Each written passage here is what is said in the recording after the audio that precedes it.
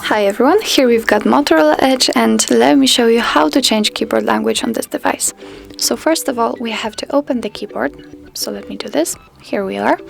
And select the settings icon. Here on the very first position we've got languages, so click here. As you can see, we've got only English applied.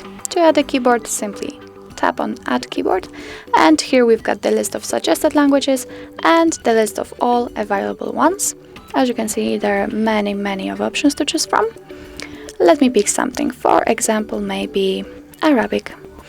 Let's choose this one. If you're ready to add new keyboard, then simply click on Done. As you can see, now we've got also Arabic added here. Let's get back. Here we've got our English keyboard, but as you can see here, we've got the new icon, the world icon, and after tapping on this, here we can change and switch to the Arabic language. And as you can see, now I'm typing Arabic. Let's remove it. If you want to remove some languages, then simply get back to the settings, click on languages, and click on this edit icon. Tick the one you want to remove. In my case, it will be Arabic, and simply click to delete.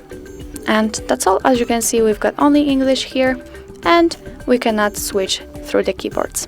So that's all. This is how you change keyboard language in your Motorola Edge.